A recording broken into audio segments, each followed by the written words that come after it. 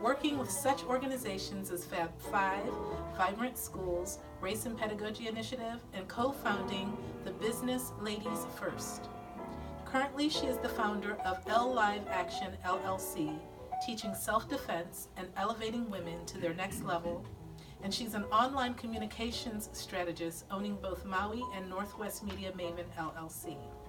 Tasha is an artist, a writer, and an educator. Her goal is to elevate, educate, and advocate for people and movements she believes in.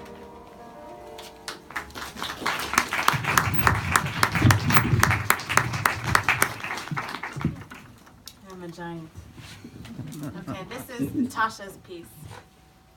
I could speak to you of hate, but the festering occurs. My body seems to boil and rage seeps beyond me, catching like wildfire to the mind and heart of those I wish it were freed of it.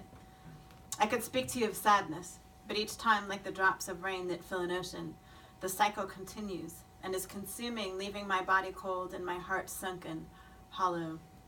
So I will speak to you of hope, for hope is both fire and water. Hope is faith that cannot die. Hope is a newborn staring at you with eyes as endless as the universe itself, and it is for them that we exist, or that we resist. Those in this room came here because a part of you is unsettled. Perhaps you feel hopeless, but I want you to look to the left and the right of you.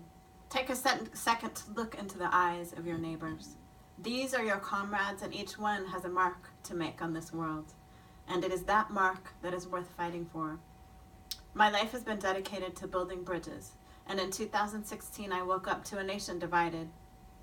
We have come here to resist, but what I ask of you now is not to focus on resisting the hate of one mere man or one political party, one person's skin color or gender, one person's religious beliefs or sexual orientation. What I ask of you is to resist those feelings that perhaps many of you did not even realize were there before, the ones that gave cause to disdain your neighbor, that family member, that friend that in your mind has failed you. For this is the great divide, and no bridge can be built, no fabric mended, by keeping that feeling in your heart.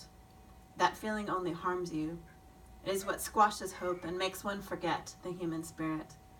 We are all on this earth to learn, grow, and be in this world. We are together. I am speaking to all people.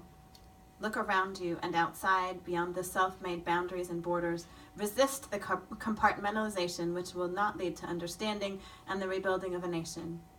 We are on thin threads, but it's those thin threads that, when woven together, can create a stronger foundation for us all.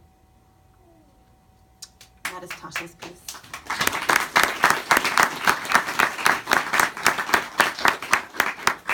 And this is my piece. 8 years seems so long ago. It was then Republicans made public they would block anything put forward by President-elect Barack Obama. Democrats are now in the position to respond to a president-elect for whom they have no respect. There are marches and forums galore, attempts to unseat a not yet seated man. I am not a fan of the one soon to be president, but I am also not surprised by the decision of many. As the first black woman to run for executive statewide office, I experienced both outright racism and a general discontent with the economy, with international affairs, with healthcare. I sit between two worlds, a bridge of sorts. I am an Afro-wearing biracial woman, born and abandoned of white mother and black father, adopted daughter of Scandinavian Americans, proud lifelong Democrats, the only in either of their families, who knew to raise black children across the ocean, where race would not be a factor.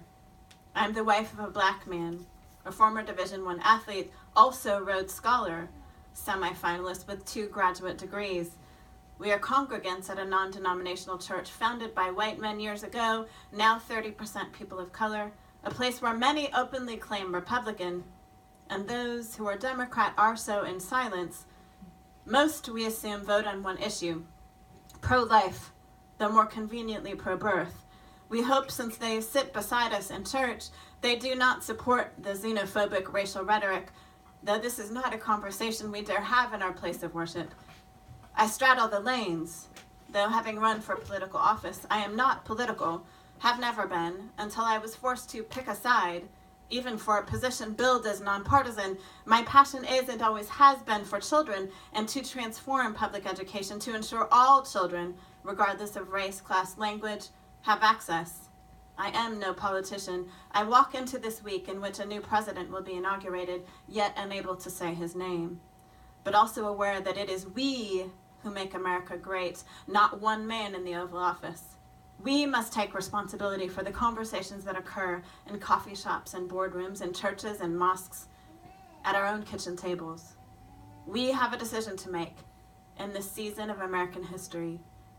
How do we want to be remembered? Do we want to be known as those who responded to hate with hate? If we march in protest, are there action steps to which we are committed, or will we be merely loud voices echoing in the roadways? Do we want to be remembered as those who in the most difficult of times were able to bring together a nation with love, who reached across aisles and zip codes to eat and drink, to learn and listen, who were willing to live in the in-between places where lasting change occurs? This is the legacy I hope to leave behind, the bridge that is my life, a legacy of bringing together even what others seek to divide. Thank you.